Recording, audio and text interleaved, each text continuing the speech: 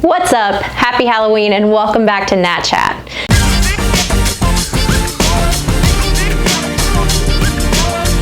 Today I want to tell you 5 things that I wish I would have known when I started my fitness journey. I started as an athlete way back in the day, and I didn't actually start my personal fitness journey until I was a junior-ish in high school, and it came from an unhealthy place.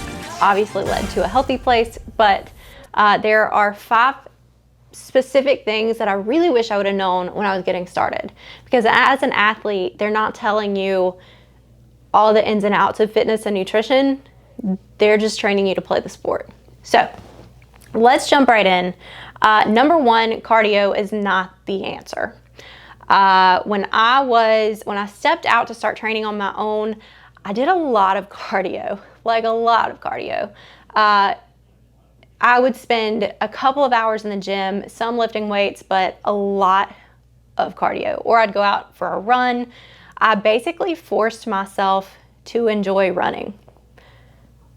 And then I broke my foot. But that's another story. I was a dancer as well, and so there was just a lot of stuff happening in my body. I wasn't feeding myself enough for sure.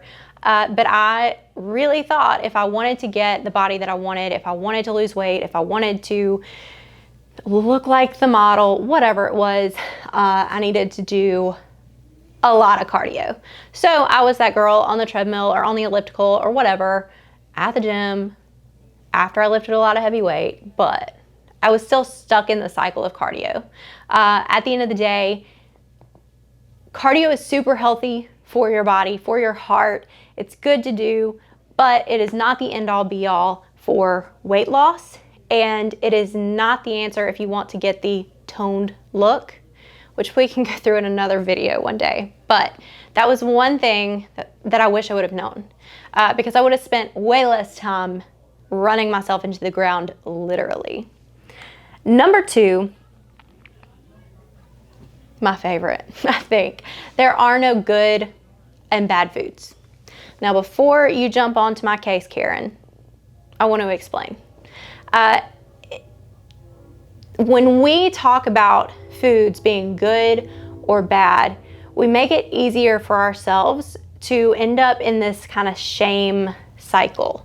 We avoid the donut, we avoid the cake, we avoid the pie at the holiday thing. And then it's just this bad relationship that we've built around, oh, I can't eat that, that's bad.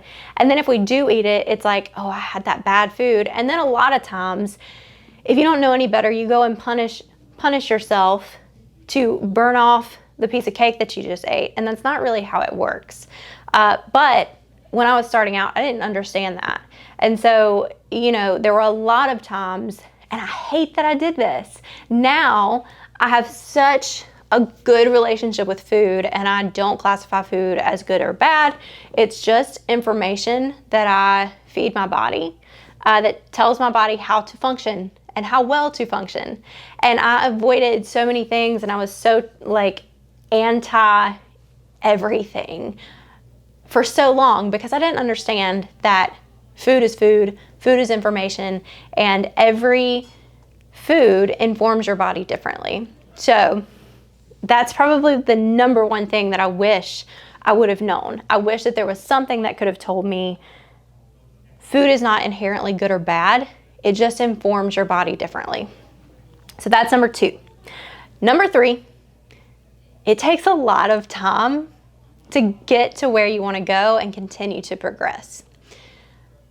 There are so many things, even now, when I started my fitness journey, it was, I don't know, almost 10 years ago.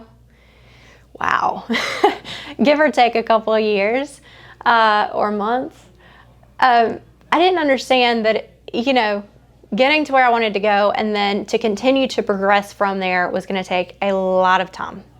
And you have, back then and now, you have a lot of quick fix promotions. I took fat burners, just hoping, I did some stupid stuff just because I didn't know, but it was promoted as, take this, eat this, don't do this, whatever it is, and you'll burn fat just like that, and you'll get the body that you want in 21 days or 30 days or not, whatever it is. And at the end of the day, it just is not like that. So that feeds into my next one, number 4, which is consistency is key. It takes a lot of time and it takes a lot of consistency. This does mean that you're not jumping from thing to thing to thing, hoping to get the results that you want. It means that you are sticking to a plan month after month, week after week, whatever it is, until you maybe hit a plateau and then you change things up. This doesn't mean that you are changing your diet every week. It doesn't mean that you're going into the gym and doing a different workout every day or every week or whatever. It really means that you take a lot of time and you get really consistent with your training, with your nutrition, with all of it. And that's what sets you up for success. That's what pushes you into success with your goals. Now, let me just throw this in there. Your goals should change as you go. Maybe you wanted to lose 5 pounds, you lost it. Okay, what's my next goal? And you adjust accordingly. But all that to say, a lot of time and patience and consistency. Finally, number 5, one of the hardest things that I had to kind of come to terms with is that people in your life won't always be in your corner when it comes to your fitness and nutrition goals.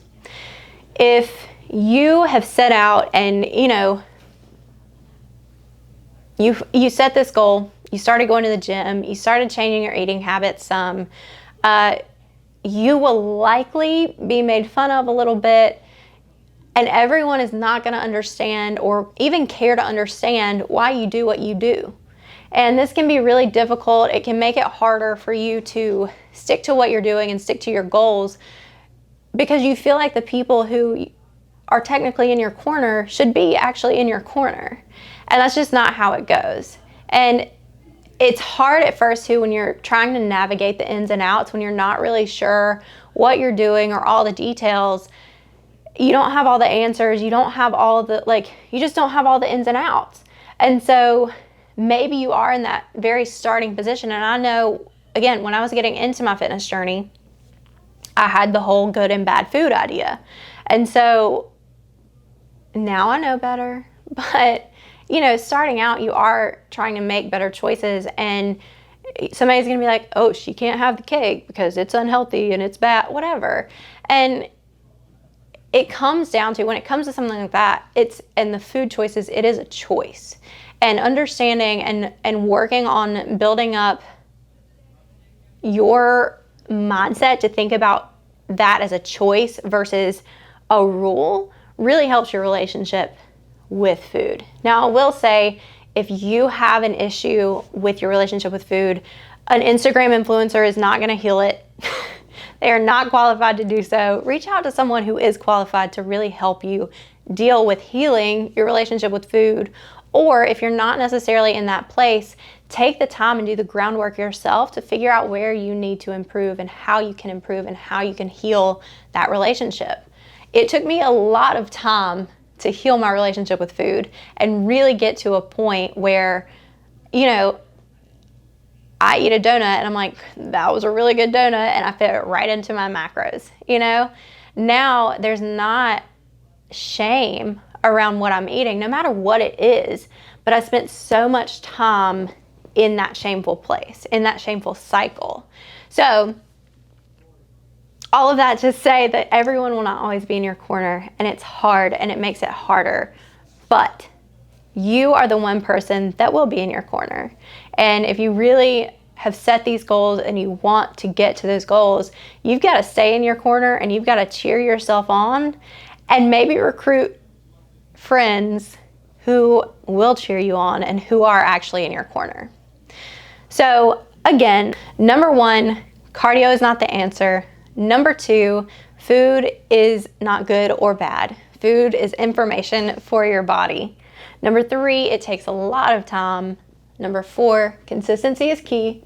And number 5, not everyone will be in your corner, so it's up to you to be in your corner.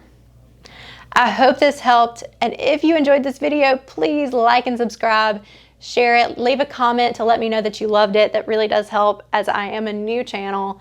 And I will see you next week on Nat Chat. Don't forget, eat the Halloween candy because it's not necessarily bad. Just enjoy in moderation. I'll see you next